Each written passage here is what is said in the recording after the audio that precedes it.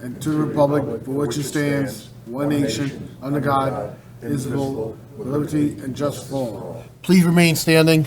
As tonight, I ask you for a moment of silence for a very special person, Chaplain Dominic Reyes, the Middletown Fire Department chaplain. May he rest in peace.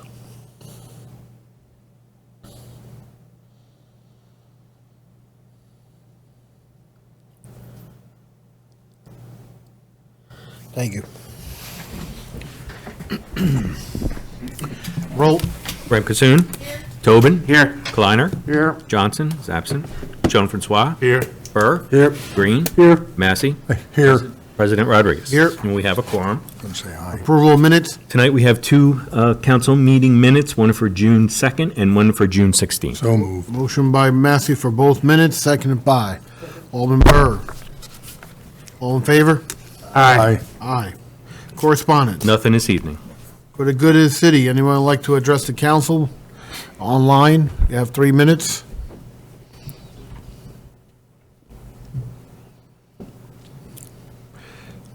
Eileen, do we have anybody? I'm just double checking now.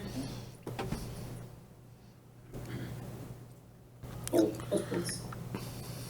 We're good?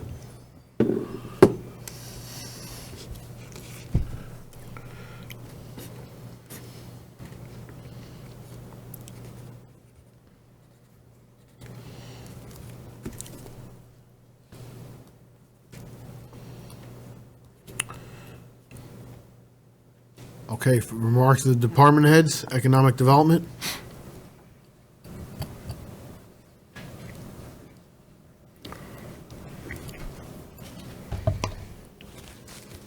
Good evening. Tonight you'll see on the agenda a donation by the Run for Downtown organization in the amount of $57,500, and that's going to be applied towards the Areaway Park. That's right behind City Hall where the skate park is. They raised the funds through, as you all know, about the Run for Downtown, and we appreciate their donation and going through the DRI project to help us get that park created. With that said, this year's Run for Downtown, the race committee and the organizers want to announce that has been canceled. Again, for obvious reasons. So, but they're looking to come back stronger, bigger and better next year. They already set a date, August 21st, 2021. This year was supposed to be the 15th annual. So next year will be the celebration of the 15th annual Run for Downtown. So thank you to all the organization, all the runners, supporters, the donors, and so forth for the $57,500, which will be applied towards Areaway Park, and we're looking forward to next year. And that's all I have for tonight. If Any anybody, question for Maria? Alderman Kleiner? Yes, hi, Maria. hi. We have a resolution where we're transferring Urban Development Action Grant funds, Yes. $50,000 to the DRI Yes. expenses. And could you just say what the Urban Development Action Grant, what that fund is? Those funds were from years ago. They were funds that were repaid through our small business program and facade program. They were repaid over the years, and it's like it's program income, and it goes into another account. And we had this $50,000. We've been using it for facades along these past few years, but now we felt that this would help towards the DRI, since we are doing urban projects. Right. So after having discussions with the mayor, we decided that that $50,000 could be best used towards the DRI project. Okay, thank you. Anyone else? Thank you, Maria. Thanks. DPW Commissioner?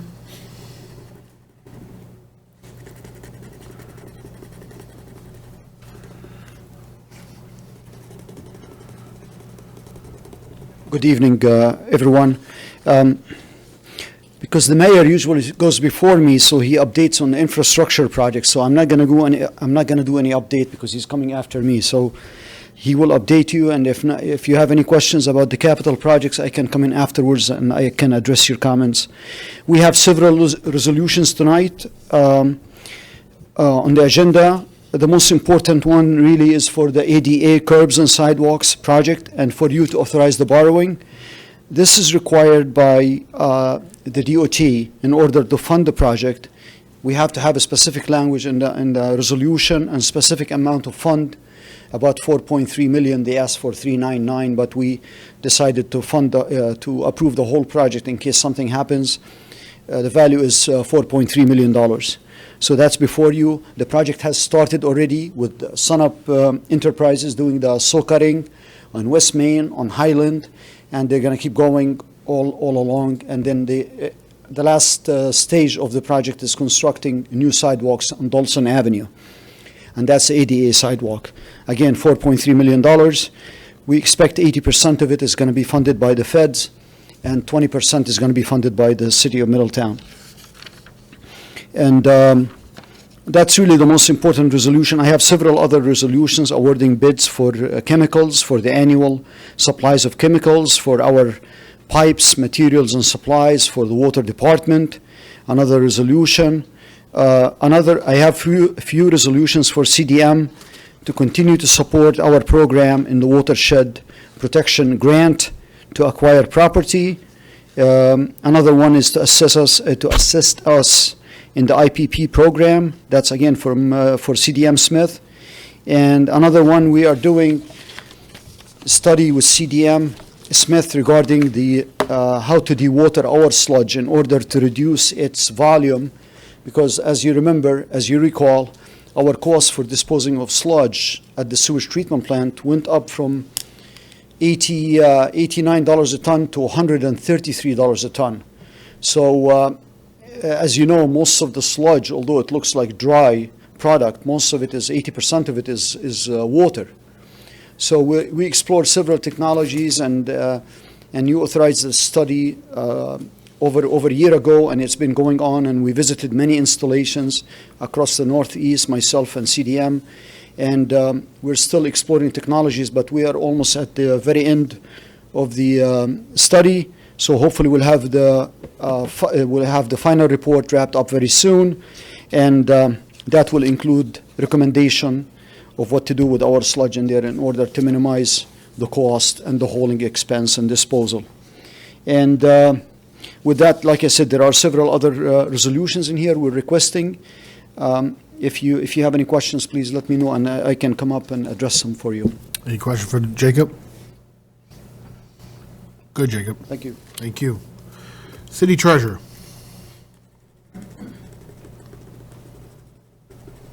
Good evening.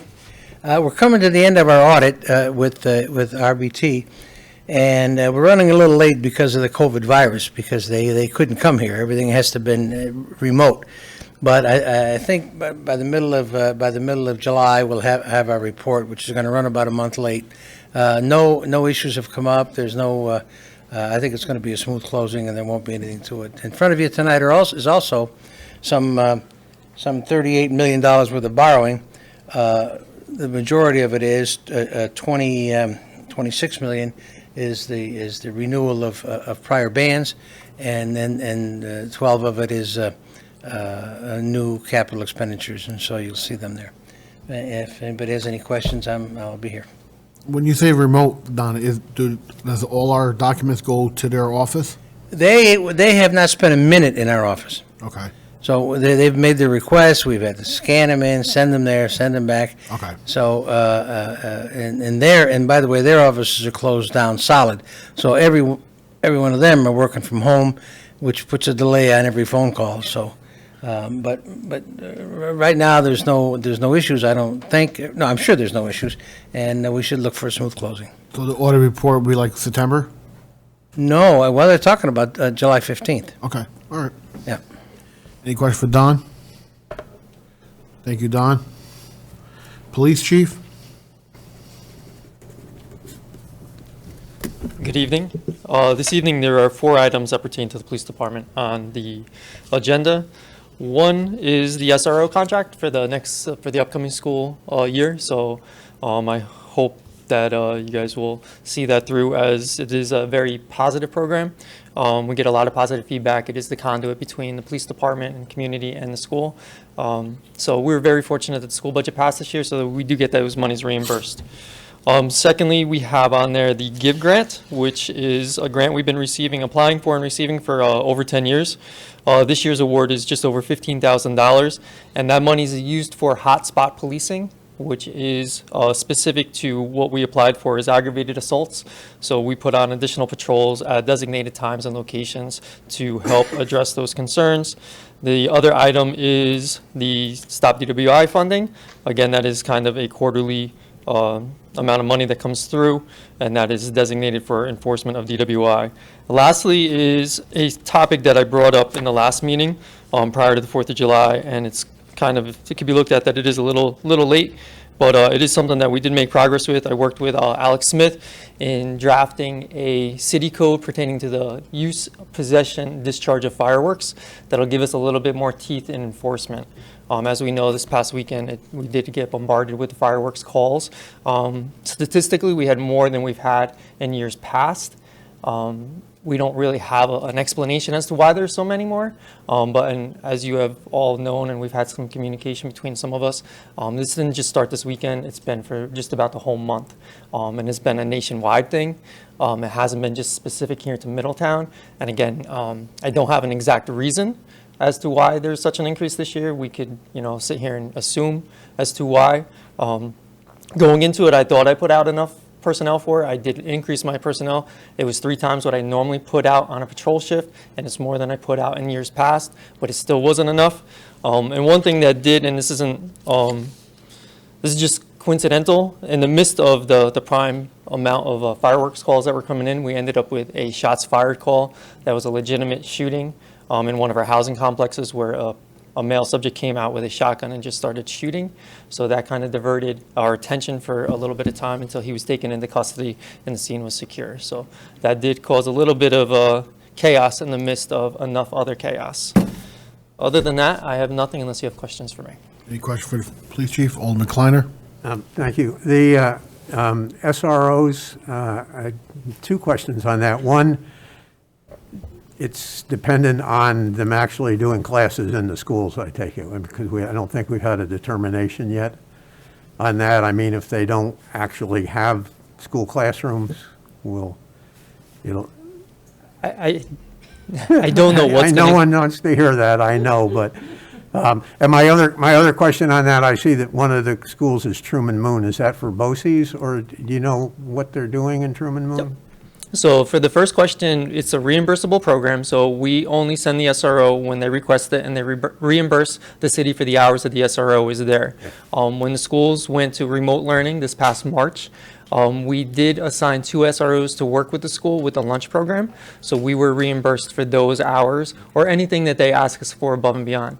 As of currently, we are having an officer assigned to the Truman Moon Annex to help with registration. It began June 30th and it goes through August something. And again, they are reimbursable hours from the contract. The Truman Moon Annex is it's a multi-use school. I don't know all the specifics about it, but there's 2 programs in there. You have the BOCES program, and then there's an alternative school for students of special needs from the Middletown School District, and that's who the SRO is assigned to, is that portion of it. The way I understand it, and when I've met with them, is there's a separation. It's kind of 2 different entities running out of the same building.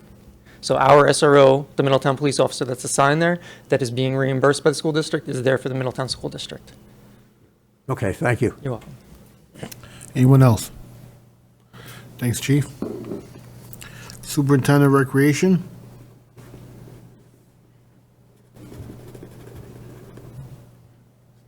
Good evening, everybody. Just want to fill you in on a couple projects we have going on right now. Academy Avenue Park, the 25 to 30-year-old equipment has been replaced. We're going to have some new benches going in there as well, so that's nice. And starting tomorrow morning, the Hampshire equipment will be getting installed. All new equipment, which is replacing equipment that's over 30 years old. And that company will be going over there tomorrow, swings, sit spins, and big playground equipment. So that'll be a nice improvement for that park. As you see right now, it's bare.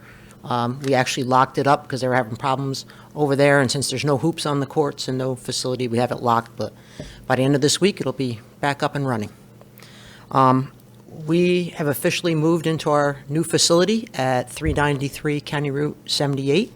We are no longer doing any programming, nor is our office in 47 Academy Avenue. The facility is gorgeous. What that Parks Department group did and their talent, making a correctional facility into a recreational facility is amazing. We still got a little work to do in program areas, but that's coming along. Most of you probably know, but more so for the public, we were totally closed up, but slowly we're opening things, as long as people continue to social distance. The dog park is open. We can see that from our facility. People are using it, but they are staying apart. Our tennis courts are being used tremendously. The skate park is in use. I know one of the officers has went and bought his own masks and making sure when the kids aren't skating and talking that he's handing them out, and we appreciate that help to the kids and that rapport that he's having there. Our playground equipment is open for people to be on. The city has purchased a steamer. We're steaming every day, 7 days a week. We had one little breakdown, and the guys went out and did it by hand, so that is getting done every day. We're keeping our bathroom facilities closed because sometimes they become a hangout. The only reason we're opening up our bathrooms in the parks is if there's a pavilion rental. We just started those on July 1st. We're telling people they have to keep groups of less than 25. Police department is getting a copy of those permits, so it can also be policed if necessary. So far, the past 2 weekends has been total cooperation. The only issue we had in the park, like the city, was the cleanup of fireworks. As you know, we have a YouTube page. I'm not sure if you know, and check it out if you haven't. Like 6 o'clock today was another magic show by one of our lifeguards that is incredible at his skill. We're going to be moving making a whole studio over in the new facility. We have done fitness programs. I mean, some of these are getting over 200 views. Fitness programs, the magic program, there's a story time program, there's a basketball skills program. We actually do more of a high-intensity fitness program. It's getting a lot of great feedback. We're actually going to be starting cooking clinics for different ages on there, and people are giving us suggestions like a drawing class. So we're gonna keep moving that out forward, probably even when things get back to normal, because it helps some of the people and kids that don't have transportation. Last thing I just want to let you know is we do have permission. We're going to be starting some programming for small groups that you can social distance. By the end of this week, we'll have it out and registration will open up, but things like tennis can be done. We'll probably start them at age 10 because the little guys, you can't keep social distance, so we're just making some tweaks. We're going to have a fitness program outside up at the new facility. KO Cardio, which is Ray Lynn's named it Knockout COVID Cardio Program. Again, there'll be registration. There'll be 2 different hours on a Saturday morning, just getting people outside. We're going to be speaking to our Diane Wanzer, our soccer coach, not running soccer leagues, but maybe doing like foot clinics where it's individual kids working with balls and skills. So we're going to move forward as long as we can, as long as the numbers stay down and people are following the rules we're putting in place. We're even going to have their temperature taken when they come to participate. We'll run a cheerleading program, things that they can social distance in. And right now, that's all I have for you this evening, unless there's any questions. Any question for Chris? Thank you, Chris. Thank you. City Clerk. Just one resolution tonight to change the order of business. If that passes tonight, we will be changing the agenda. We'll be at the next meeting. So anybody has any questions on that? And that's all I have for Any this question evening. for John? Thank you, John. Remarks of the mayor.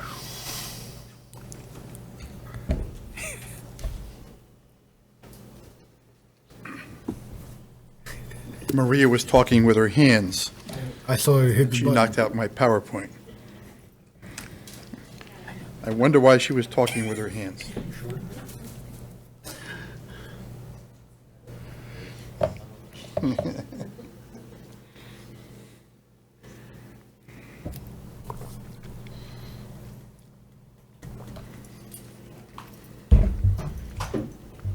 It's fine. It's fine. It's fine. All set? Okay, good evening, everyone. I wanted to thank you for the kind words for Chaplain Reyes. They did the last call at the firehouse. Myself, Alderman Massey and Commissioner Tawil attended. I don't know if anyone else was there from the city, but it was a nice send-off to a man who committed many years to the city of Middletown.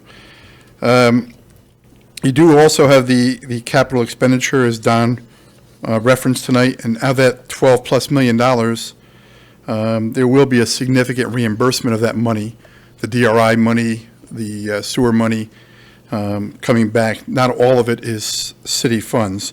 These are short-term borrowings that once their project is complete, that we do receive a reimbursement from the granting agency.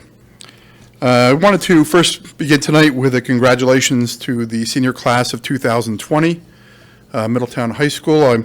I know the weather impeded their graduation ceremonies a little bit yesterday. I don't know how many of them they got in. As you know, they had to break it up because the class was so large and there were limitations on how many people could attend. But we did get quite a few calls. The downtown businesses, if you see many of these signs in the businesses downtown, the Business Improvement District purchased a bunch of signs from the high school to display some community spirit and just a little uplifting message for the graduates. So congratulations to all. The topic of the night is illegal fireworks, and the fireworks being in the news. This is, as the chief referenced, this is not just a Middletown problem, but it's a nationwide problem. But I think New York State created part of this, became New York State's problem, and thus Orange County opted into the program, or did not opt out of the program, but the city of Middletown did. There were a lot of messages on social media, and but this will show you just the problem when people say that it's victimless, and illegal fireworks are not victimless. Besides the people using them and the neighbors, there are many problems created by that in a neighborhood, especially in an urban setting, between the smoke and the asthma and the scaring of children, veterans. I had one veteran contact me and told me he was holed up in his closet for a little while. He just couldn't take it. And I don't know what people are thinking when they just continuously do that. I know there's a lot of, quote, excuses given on social media this year. At the pandemic, people were locked up in their houses. The city and surrounding communities canceled fireworks, all justification for doing something wrong. And what a lot of people in Middletown did was wrong, and we don't have an explanation for it. But just to give you an idea of the progression since the fireworks became legal, and these are not the fireworks you're seeing primarily. These are what was made legal in New York State and in Orange County were the ground fireworks, primarily. Small sparklers, maybe a little bit of flashy lights. But in 2017, when it began, it was a horrible time for the city. We had total fireworks calls for June through July 4th through July 6th. As you can see, we're 156. The city made 50 arrests related to those fireworks calls during that period of time, specifically 33 on July 4th alone. 2018, as you can see, we did ban them. We still had a problem, and we started doing a lot of education with the public about the dangers, asking the neighbors to get involved, and we still had a high number of arrests. Our call volume was down, but still not acceptable. 2019, some of that started paying off, and we had a total of 65 calls for illegal fireworks, and total of 6 arrests during that month-long plus period, and 3 on the 4th of July. 2020 was an absolute disaster, and we have no explanation for the behavior of many people. And it's, in speaking with the chief, and after events like this, we do sit down and discuss, what went wrong, what went right. As the chief stated, we had 17 police officers on that night. The volume of calls was overwhelming.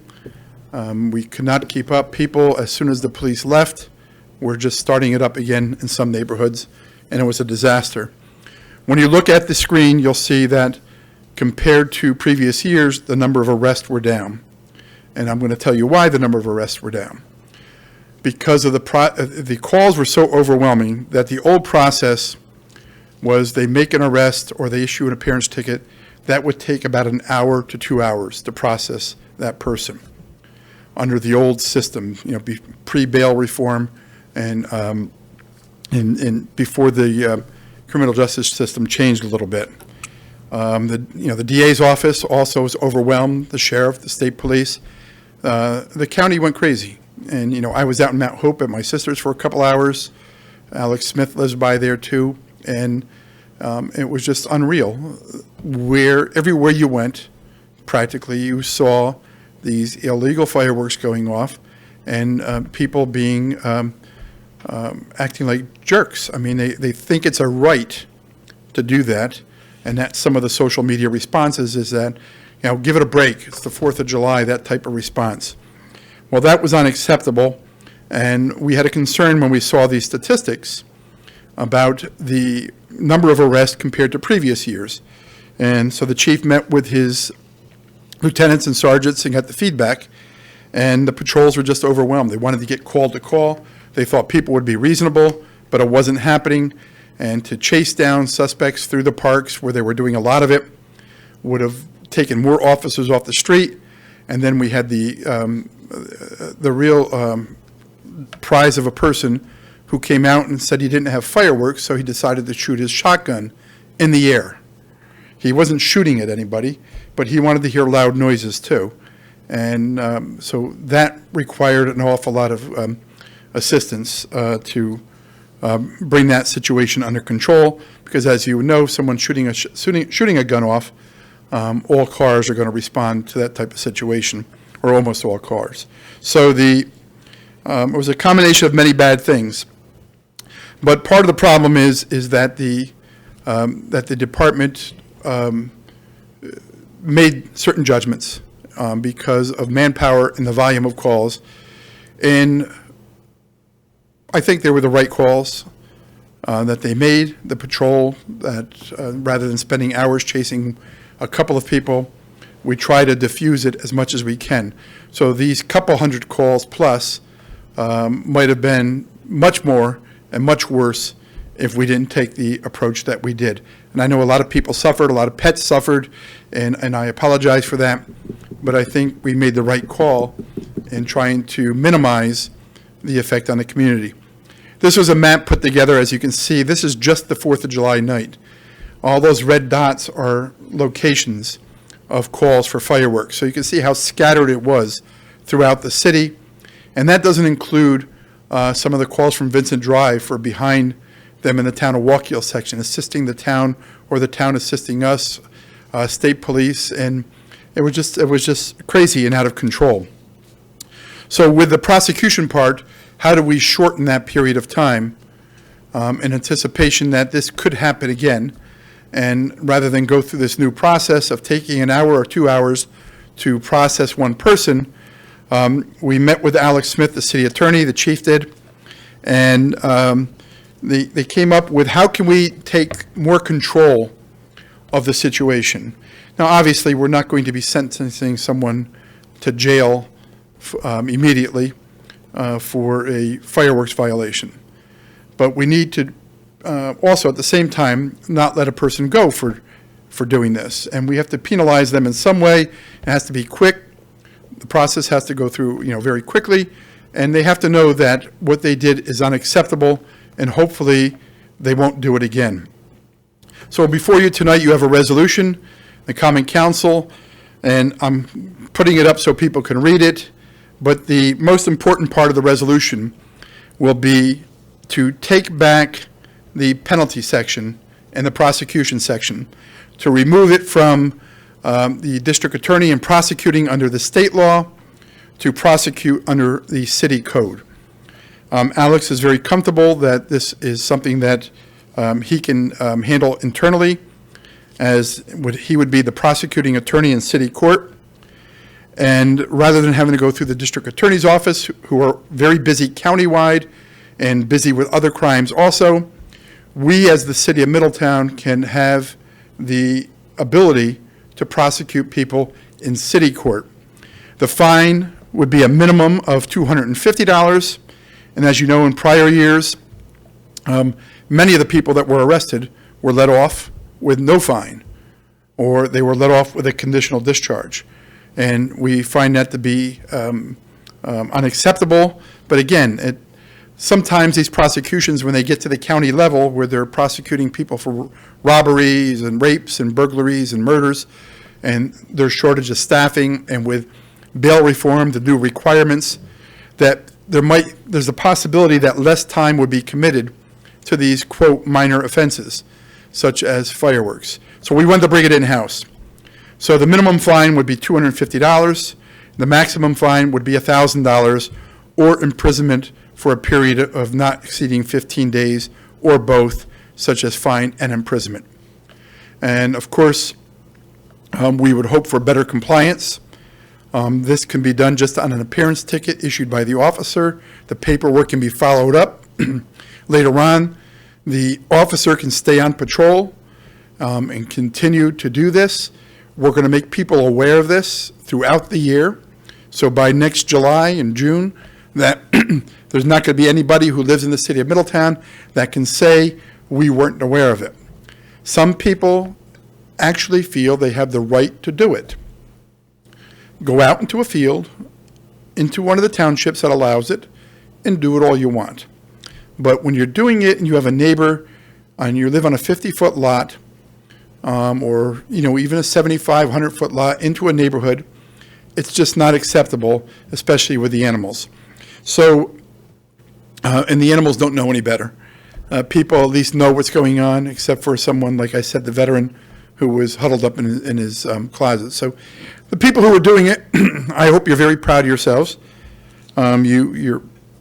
Some have said, when I put up the post, that we're going to act, responded with, give it a break.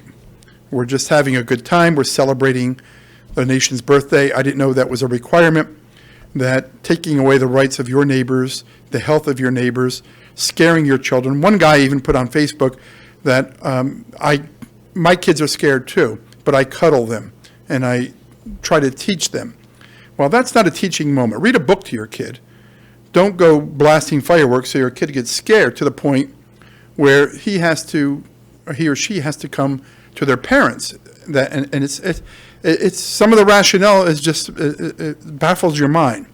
So I'm asking the council, I think I spoke to a few of you, I'm sure that you're going to support it, so it's not a big ask, but we need to do something where there's more of a consequence and more of an immediate consequence, that the police can take immediate action. As I said, we weren't happy that we only made 2 arrests that night. But we made a decision as a group, and based on feedback from the patrol, and went up to supervisory levels, and that it was a safer thing to try to control as much as we can versus just taking people off the street and processing a couple of individuals. So some might agree with that tactic, some might not, but from a legislation point of view, we weren't ready. We didn't expect it. From a manpower point of view, we were ready. We didn't have enough, but even if we had 10 more officers, we would not have been able to handle the call volume and make arrests, taking people an hour or 2 hours to process each person that was arrested, and then to see them potentially be let loose immediately because of some of the conditions of bail reform. So everything has you push and then you get pushed back on. So we made the call. I accept responsibility for it, but I think it was the right call, and we'll do a better job at it next year if and when this legislation is passed. On the City Hall front, we are expecting to open to the public on Monday, July 13th. Mr. Mitchell is here. Charles Mitchell, I'm sure Middletown people remember Charles. He was the city clerk, left to go to the county for 12 years. He retired from the county, and he has come back on a part-time basis on some special projects. He's working with Don on some of our fixed asset reports, and he's been working on our report to and plan to reopen City Hall. He has put together the plan that you'll be seeing here in a second, and contains employee guidance for COVID-19 in the workplace, giving directions to all employees. Each employee will get a copy of this, and they will be required each day when they come to work to sign a form. We are not going to take temperatures at the door, but we are going to have employees sign off on their condition and asking them questions and having them sign a form, which, according to Mr. Mitchell's research, is absolutely legal, and it was reviewed by City Corporation Counsel. Basically, any employee with a temperature of 100.4 or higher, cough, sore throat, or similar conditions needs to stay home and not report to work. This is being done currently in the police station. I believe they may even be taking temps in the police station because they're dealing more directly with the public. So we're taking extra precautions there. But this will be a requirement for every employee coming to the city. And of course, we're addressing the other sanitizing issues. Face coverings will be required in all common areas, hallways, elevators, unless you're, of course, sitting in front of the mic here or behind plexiglass during our council meetings. Restrooms will be limited to one at a time. The lobby areas will be are lined up. Mr. Numchuck handled that with the 6-foot markings. We are going to have one access into City Hall, which will be the one that we are currently using for the public. That will be in the handicapped access between City Hall and the police station, in which you have like a courtyard that you can go either into the courts or into City Hall. For those who are able to use stairs, the one exit will be out the side door out towards First Federal Bank. So we're going to limit people crossing in that hallway because it's a very narrow area. We will have to make accommodation for people who require handicap access or egress into the building. And we do have the position manned at this point since the COVID virus protocols went into place, and that will remain indefinitely. That person will be at the door. Each employee, as I said, will have to come in and sign the form. He'll be checking for face coverings and the signatures. The public will also be required to read a form and sign it that they have, addressed the same issues that our employees have. If they're hacking, coughing, if they're going to be asked if they had a fever, and so on. So city vehicles will be limited and have been limited to one per vehicle, unless it's we don't have the ability to do that, then they will be required to have a mask on, and they'll be required to disinfect their individual vehicles, along with City Hall employees and other desk employees employed by the city. They'll be responsible for their stations, and office practices are being addressed, along with compliance guidelines. I'm going to have Chuck, after I'm done, come up and maybe he can speak to a few words on what his sources were. And if you have any questions, you can ask him directly. COVID continues to be a problem. As you can see on this chart, we are still number 2 in the county. And people ask me, some very angry, about why we're not opening the pools, why we're taking the precautions that we're doing, why do we cancel day camp, why do we do this, why do we do that. We're basically following CDC guidelines. The president doesn't follow them, Jerry, you're right, because I know you're going to say that. But we are, and we need to be as cautious as possible and know our limitations.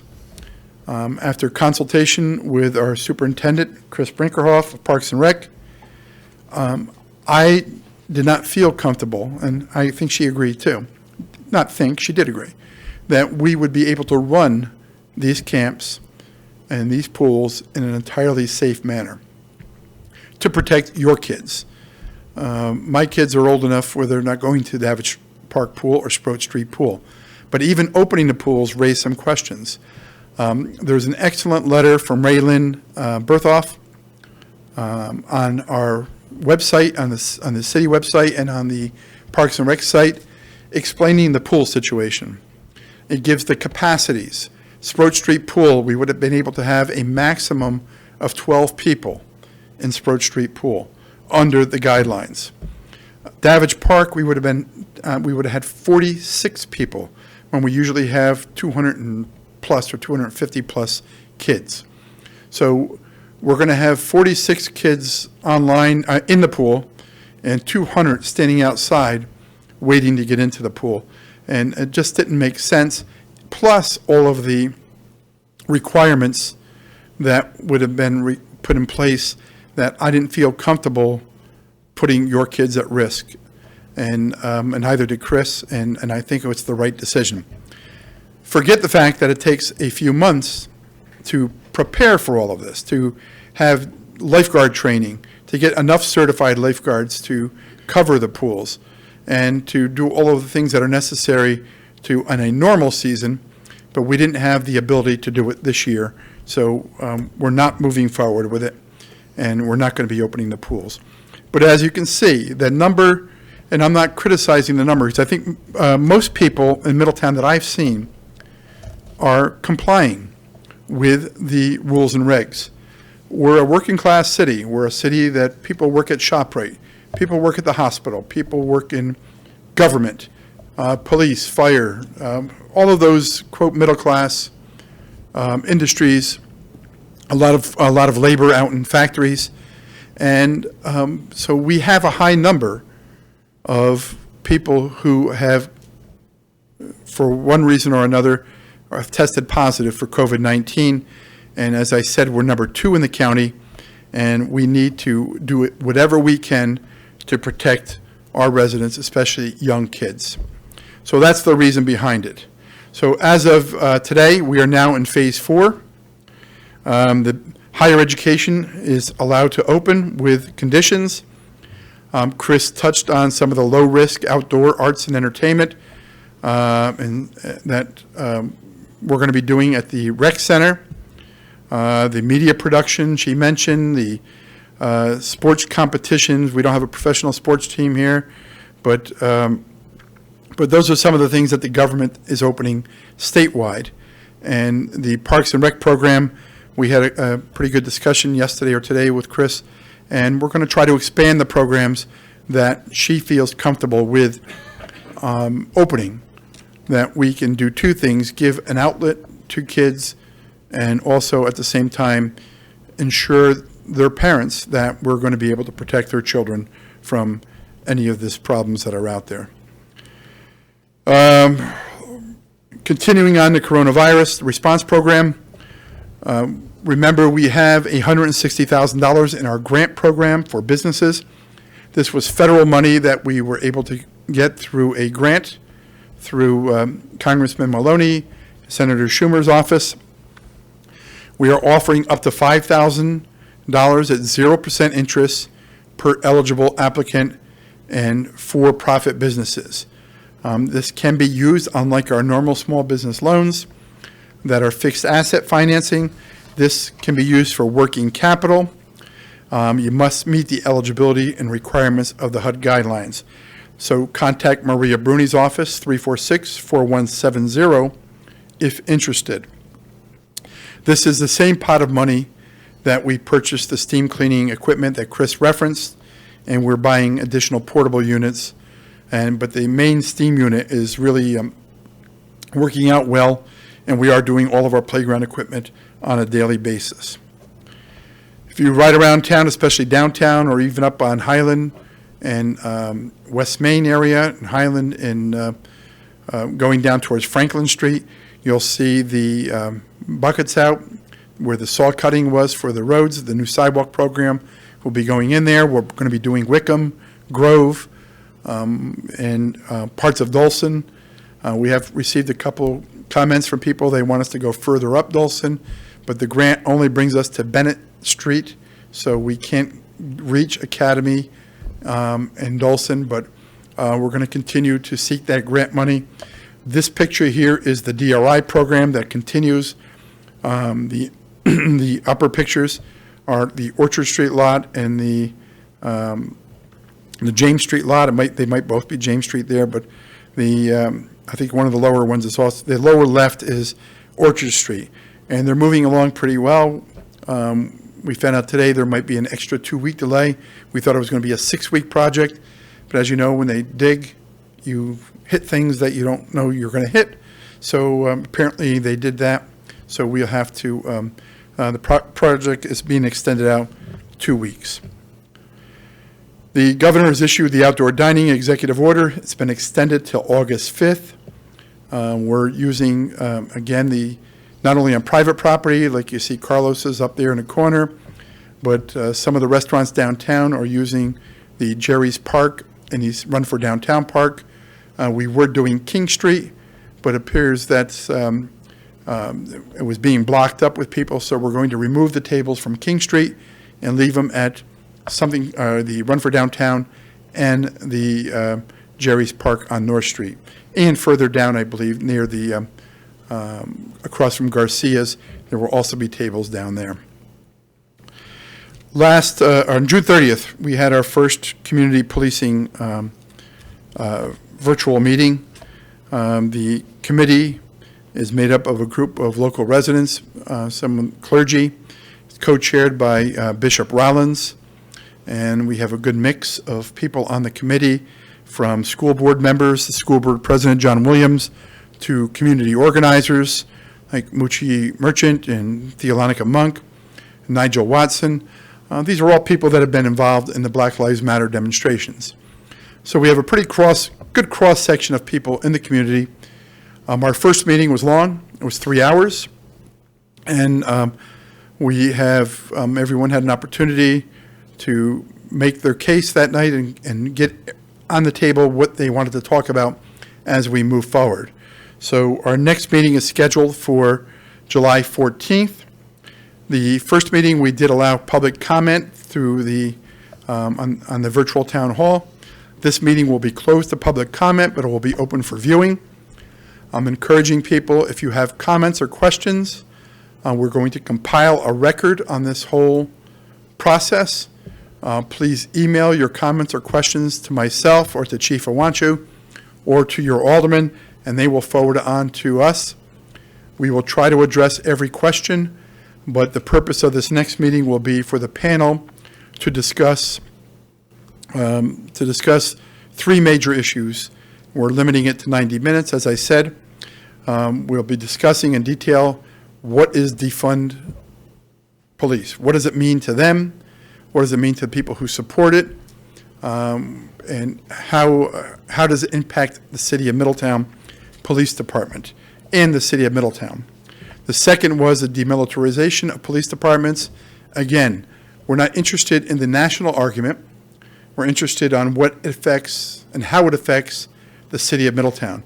As you know, in 2010, we eliminated the SWAT unit here in the city. It was brought back and it was originally attempted in 2004 to implement a SWAT team. I vetoed it in 2004.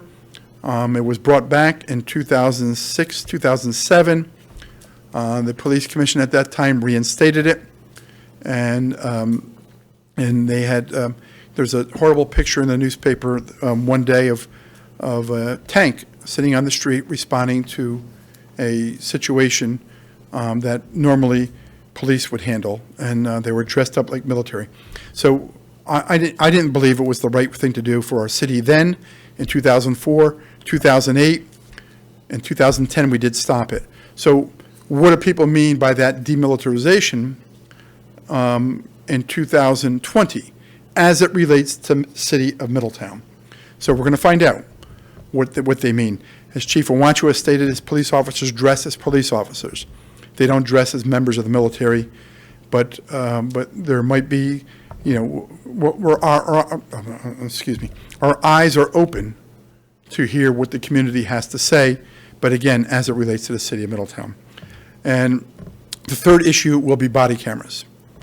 And I believe some of you may have seen the numbers, I might have discussed it previously, that the body cam program that we're looking at is a $1.5 million program over 10 years. That's including hardware, software, licensing, storage, and other amenities. So we'd like to get the community's feedback on that also. Not just the panelists' feedback, but the community's feedback, but they can do that in writing to us or to you, and you can convey it on to us. So that is not defund. SROs is not defund. Those are things that you're funding as part of your police department. So with that perspective in mind, I'd like to get community feedback. Do you not want SROs? Do you not want body cameras? And how does that all work? What's the thought process behind it? And lastly, the census. Our numbers are still behind the state guidelines. Or not the state guidelines, the state's response rates. And you can still fill it out. Enumerators will be starting to hit the streets soon. Enumerator is someone from the Census Bureau that will go and help you fill it out. I want to thank Vanessa Sid from Nobody Leaves Hudson Valley. They set up a table at Garcia's last week, and they told me they had pretty good success with signing up families and signing them up. You're not signing up for a program. You're registering your name and your family with the federal government in order to get reimbursements for the city, and the community that does the better job at doing this gets the most reimbursements, because every program that I can think of is based upon reimbursements through census data. So we need to keep up the work. We're close to that state rate, but we're not there. So as we move forward, if you know people in your neighborhoods that are not signed up, please do some outreach to your friends and families and your neighbors and ask them if they did it. The records are confidential for 75 years, so we'll be long gone before anyone has access to those records. So we need people to fill it out and help their kids with school funding, medical funding coming into the region, sales tax distribution, all those good things that pay for local government. So that's all I have. If you have any questions, if not, I'll ask Chuck to come up and answer whatever you like on the reopening plan. Any question for the mayor? Alderman Tobin? I don't know if we just need to discuss it here, but like off-hour meetings for like our constituent meetings, do you want to tell us, maybe discuss afterwards how you want us to run those, or as far as the public coming in and? Well, you can have public come in Right. to the building. It's I think it's a limit up to 25, but you still have to social distance.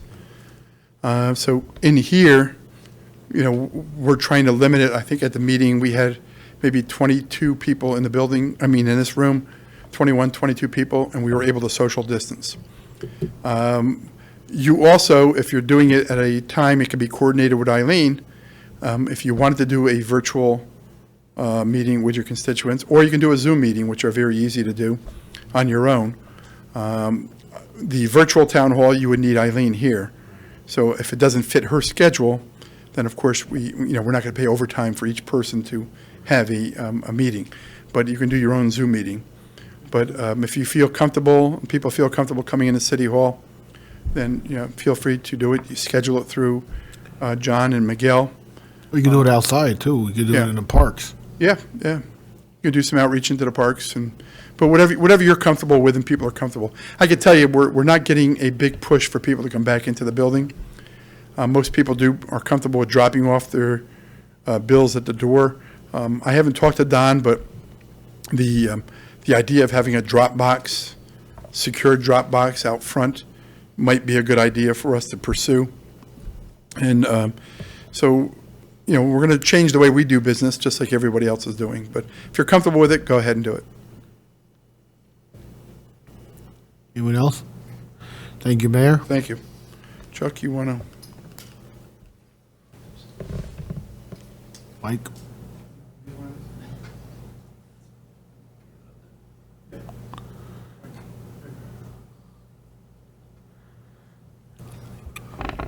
Thank you, Mr. Mayor. Thanks, everybody. It's a little bit, Alderman Barr, it's a little bit strange for me to be on this side of the fence.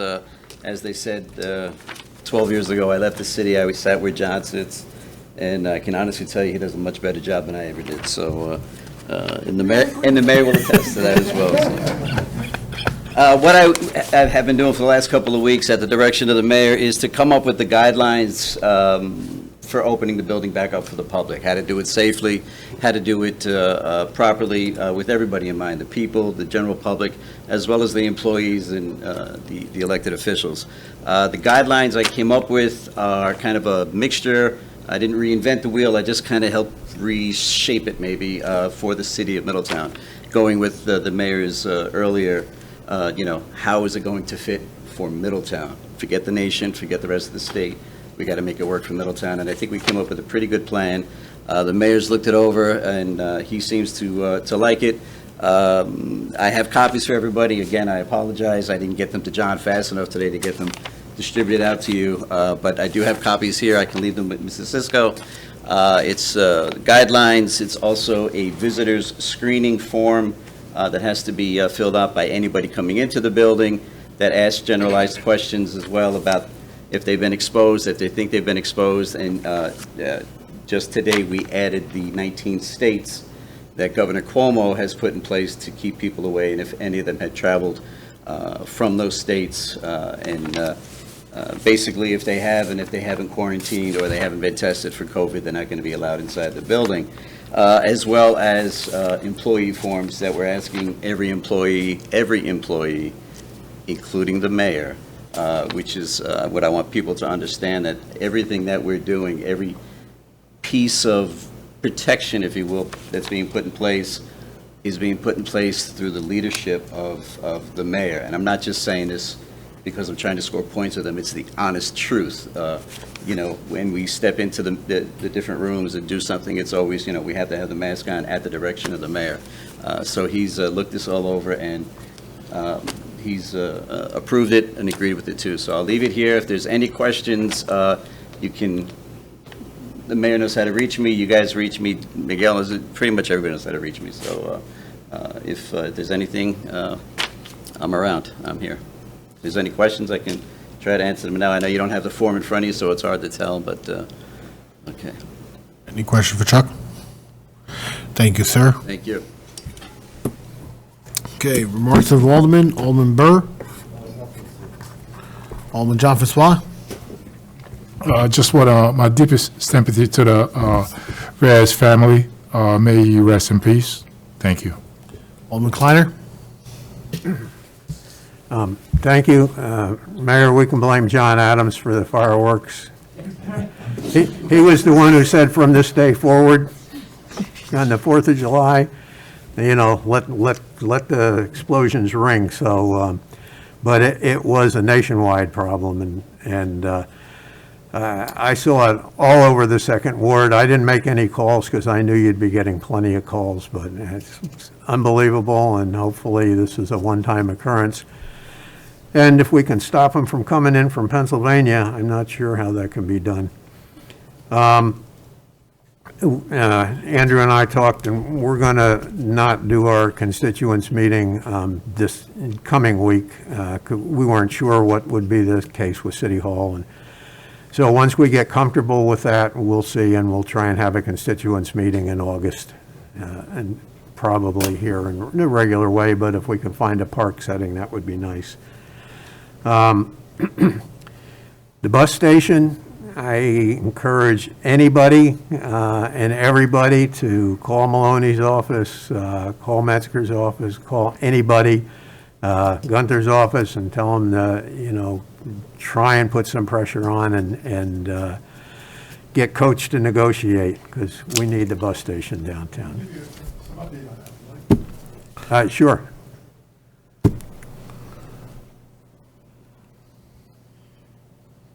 We have been putting a lot of pressure on Coach, and as I said, the county executive has been very supportive.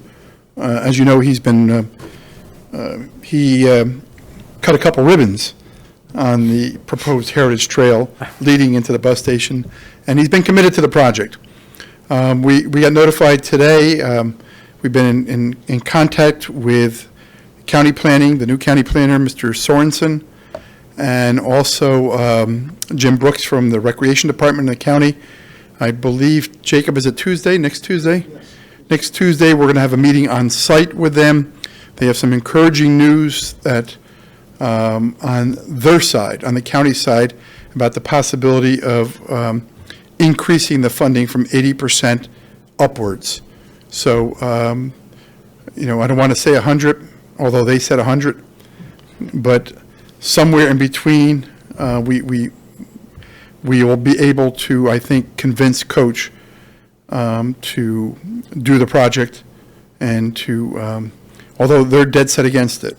They claim their COVID has set them back, which is nonsense because they've been delaying this project ever since they were sold. But now they're using COVID as an excuse to our Assemblywoman Gunther, to Senator Metzger, and to Congressman Maloney. And we've been in touch with his DC staff. They're working their end. As you know, the bus lines are heavily subsidized. And but we did get some encouraging news late yesterday, and the meeting has been set up for Tuesday. Myself and Jacob will be attending and touring, and we do have a new commissioner of planning. So hopefully we'll have good news for you by the next meeting. Very good. Good. Thank you. But still call your congressman, your senator, and your assemblywoman, because I believe that's what's been helping move this thing along. You're right, Jerry. Very good. Thank you. And finally, I want to thank the Run for Downtown people for their $50,000 some dollar donation, I believe it is, for downtown. And I also want to thank Harry Rotolo, because it came up, we have that resolution to accept. We came up with the change order for $11,000 on a project that it unanticipated, and Harry Rotolo donated that change order and that work to the city, so I thank them too. Thank you. Alderman Kasum. I just want to say congratulations to the graduates of Middletown High School for 2020. I was able to go this evening right before I got here, and I saw 30 students graduate. 30 students at a time for 500 is no small task, and I thank the school for going the extra mile for the kids this year. They already went through enough, and that's all I have tonight. Alderman Green. Thank you very much. Yeah, I too just want to send my condolences to Reverend Reyes' family. I always enjoyed seeing him downtown. He's going to be sorely missed. Mayor, you have another year to train for Run for Downtown, I guess. So, we'll do a little head-to-head, I guess, can be postponed a year. So, I'll let the Rocky montage begin there. And, what more to say about fireworks? I have seen encouragement when people did hear about tonight's resolution. So, the public does have our back on that as well, from a lot of what I see. Other than that, I think that's it. Thank you. Alderman Tobin. Yes, I'd like to say congratulations to the class of 2020. I'm really glad the school, made those extra efforts. I know it's probably a lot of work to have them graduate, but that experience is something they'll remember for the rest of their lives. My condolences to the Reverend Reyes and his family. And I tuned in to the police forum. I think it's great. I think it's really important to listen to what the community says and to find out what they mean. I think once we have this discussion, I know the chief and the mayor did a really good job, that we agree on a lot of these issues. And I think that we can come to maybe some new ideas on how to make things a little better. But I think the more we listen and hear from them, the better job we can do. So I'm looking forward to future discussions. That's it. Alderman Massey. Nothing this evening. New business. And here we go. Resolution sponsored by Alderman Massey to amend standard birthdays for elected officials and report the day's work to the New York State and local employees retirement system. Resolution sponsored by Alderman Massey, seconded by Alderman John Francois. Any discussion? Roll. Graham Cassoon. Aye. Tobin. Aye. Kleiner. Aye. John Francois. Aye. Burr. Aye. Green. Aye. Massey. Aye. President Rodriguez. Resolution passes. Resolution sponsored by Alderman Tobin to amend the City Code, Chapter 30, Common Council, Section 30-1, Order of Business. Resolution sponsored by Alderman Tobin, second by Alderman Green. Any discussion? Roll. Graham Cassoon? Aye. Tobin? Aye. Kleiner? John Francois? Aye. Burr? Green? Aye. Massey? Aye. President Rodriguez? Aye. Resolution passes. Resolution sponsored by Alderman Green to accept a donation from Harry F. Rotolo and Sons for electrical work at the Rail Trail Commons in the amount of $11,839.15. Resolution sponsored by Alderman Green, second by Alderman Kleiner. Any discussion? Roll. Graham Cassoon? Aye. Tobin? Aye. Kleiner? John Francois? Aye. Burr? Green? Aye. Massey? Aye. President Rodriguez? Aye. Resolution passes. Resolution sponsored by Alderman Graham Cassoon to award the bid for South Street Parking Lot Improvement Project. Resolution sponsored by Alderman Consoom, second by Alderman John Francois. Any discussion? Roll. Graham Cassoon? Aye. Tobin? Aye. Kleiner? John Francois? Aye. Burr? Green? Aye. Massey? Aye. President Rodriguez? Aye. Resolution passes. Resolution sponsored by Alderman Kleiner to award the bid for the green infrastructure downtown parking lots improvements electric contract. Resolution sponsored by Alderman Kleiner, second by Alderman Green. Any discussion? Roll. Graham Cassoon? Aye. Tobin? Aye. Kleiner? John Francois? Aye. Burr? Green? Aye. Massey? Aye. President Rodriguez? Resolution passes. Resolution sponsored by Alderman John Francois to award the bid for HVAC city buildings annual work. Resolution sponsored by Alderman John Francois, second by Alderman Burr. Any discussion? Roll. Graham Cassoon? Aye. Tobin? Aye. Kleiner? John Francois? Aye. Burr? Green? Aye. Massey? Aye. President Rodriguez? Aye. Resolution passes. Resolution sponsored by Alderman Burr, making the commitment of 100% of the non-federal share of the cost of construction and construction inspection work for the ADA sidewalk project. Resolution sponsored by Alderman Burr, second by Alderman John Francois. Any discussion? Roll. Graham Cassoon? Aye. Tobin? Aye. Kleiner? Aye. John Francois? Aye. Burr? Green? Aye. Massey? Aye. President Rodriguez? Aye. Resolution passes. Resolution sponsored by Alderman Massey to authorize the mayor to sign an agreement with the enlarged school district for the purpose of carrying out the SRO program for 2020-2021 school year. Resolution sponsored by Alderman Massey, second by Alderman Burr. Any discussion? Roll. Graham Cassoon? Aye. Tobin? Aye. Kleiner? John Francois? Aye. Burr? Green? Aye. Massey? Aye. President Rodriguez? Aye. Resolution passes. Resolution sponsored by Alderman Tobin to authorize the treasurer to transfer $108,900 from the account H846900 Dolson Avenue donation to the expanded DRI project. Resolution sponsored by Alderman Tobin, second by Alderman Massey. Any discussion? Roll. Graham Cassoon? Aye. Tobin? Aye. Kleiner? John Francois? Aye. Burr? Green? Aye. Massey? Aye. President Rodriguez? Aye. Resolution passes. Resolution sponsored by Alderman Green to authorize the treasurer to transfer $109,688 from account 906900 FEMA to the expanded DRI project. Resolution sponsored by Alderman Green, second by Alderman Consoom. Any discussion? Roll. Graham Cassoon? Aye. Tobin? Aye. Kleiner? John Francois? Aye. Burr? Green? Aye. Massey? Aye. President Rodriguez? Aye. Resolution passes. Page 2. Resolution sponsored by Alderwoman Ram Cassoon to accept a donation from Run for Downtown organization in the amount of $57,500 to be applied toward the DRI project known as Erie Way Park. Resolution sponsored by Alderman Consoom, seconded by Alderman Kleiner. Any discussion? Roll. Ram Cassoon? Aye. Tobin? Aye. Kleiner? John Francois? Aye. Burr?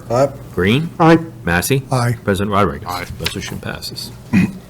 Resolution sponsored by Alderman Kleiner to authorize the treasurer to transfer $50,000 of Urban Development Action Grant Funds, line item CD 38003, to be transferred into the appropriate DRI expansion lines. Resolution sponsored by Alderman Kleiner, seconded by Alderman John Francois. Any discussion?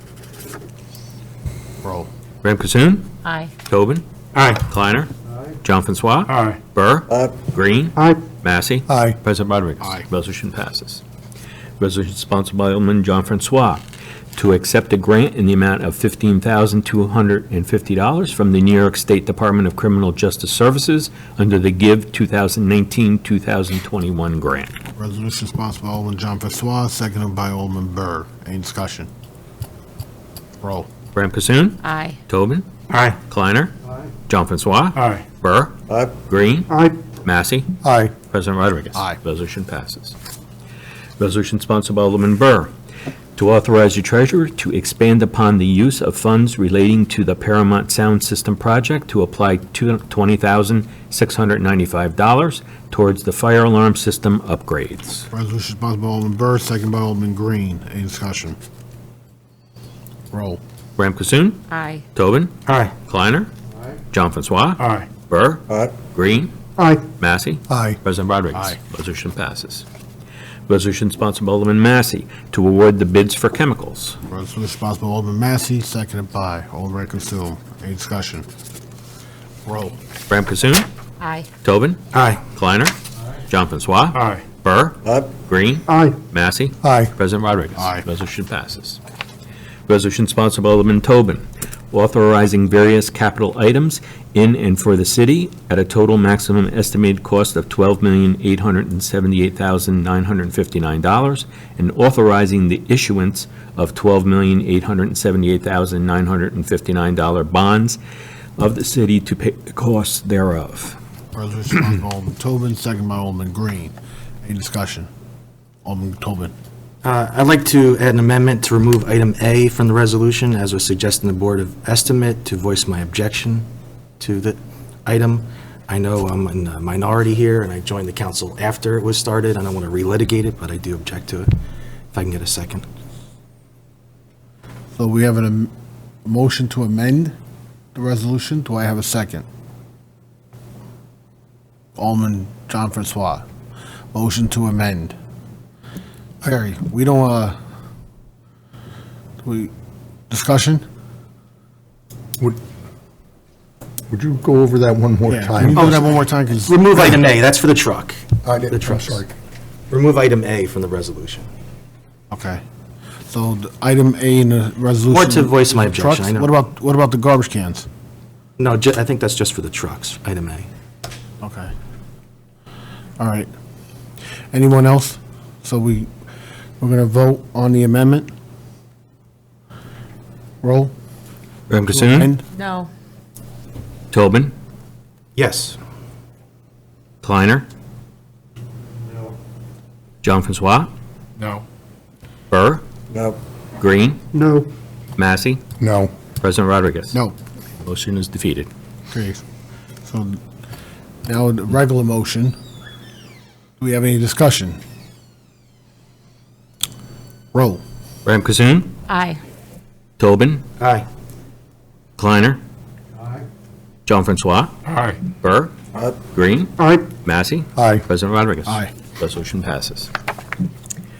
Resolution sponsored by Alderman Green, amending and authorizing reallocation of prior bond authorizations.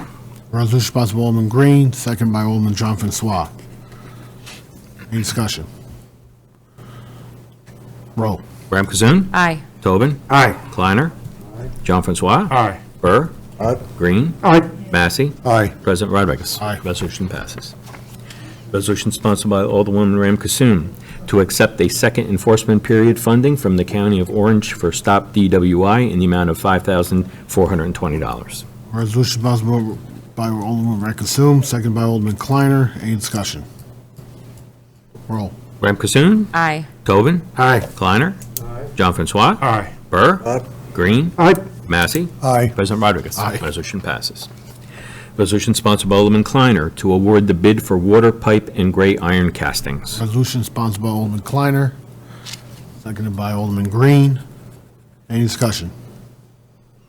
Roll. Ram Cassoon? Aye. Tobin? Aye. Kleiner? John Francois? Aye. Burr? Green? Aye. Massey? Aye. President Rodriguez? Aye. Resolution passes. Resolution sponsored by Alderman John Francois to approve a short-form agreement with Fusco Engineering to provide professional services for construction stakeout for the Davidge Park expansion. Resolution sponsored by Alderman John Francois, seconded by Alderman Burr. Any discussion? Roll. Ram Kasoon. Aye. Tobin. Aye. Kleiner. John Francois. Aye. Burr. Green. Aye. Massey. Aye. President Rodriguez. Aye. Resolution passes. Resolution sponsored by Alderman Burr to approve a proposal from CDM Smith to provide professional services associated with the City Watershed Protection Grant Project. Resolution sponsored by Alderman Burr, second by Alderman Kleiner. Any discussion? Roll. Ram Kasoon. Aye. Tobin. Aye. Kleiner. John Francois. Aye. Burr. Green. Aye. Massey. Aye. President Rodriguez. Aye. Resolution passes. Resolution sponsored by Alderman Massey to approve a proposal from CDM Smith for professional engineering services in assistant complying with the administrative compliance order for the IPP. Resolution sponsored by Alderman Massey, second by Alderman Consoom. Any discussion? Roll. Graham Cassoon. Aye. Tobin. Aye. Kleiner. John Francois. Aye. Burr. Green. Aye. Massey. Aye. President Rodriguez. Aye. Resolution passes. Resolution sponsored by Alderman Tobin to approve a proposal from CDM Smith for a water resource recovery facility, biosolids feasibility study, Amendment 1. Resolution sponsored by Alderman Tobin, seconded by Alderman Kleiner. Any discussion? Roll. Graham Cassoon. Aye. Tobin. Aye. Kleiner. John Francois. Aye. Burr. Green. Aye. Massey. Aye. President Rodriguez. Aye. Resolution passes.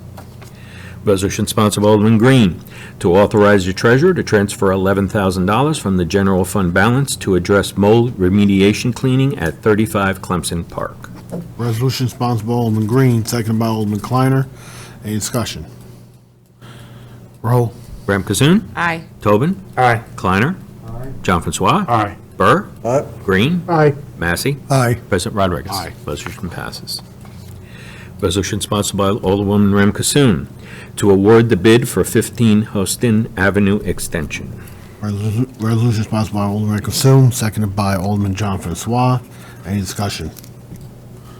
Just for the record, I'll be abstaining. I do business with this builder as a realtor and continue to do business. Anyone else? Roll. Graham Cassoon. Aye. Tobin. Aye. Kleiner. John Francois. Aye. Burr. Green. Aye. Massey. Aye. President Rodriguez. Aye. I feel like Jacob now. You said Abstain. aye or I'm abstain? sorry. I did it again. Abstain. Resolution passes. Resolution sponsored by Alderman Kleiner to declare the Common Council lead agency for the water tank project and reaffirms a negative declaration under SECRA. Okay, Alderman Kleiner, seconded by Alderman John Francois. Any discussion?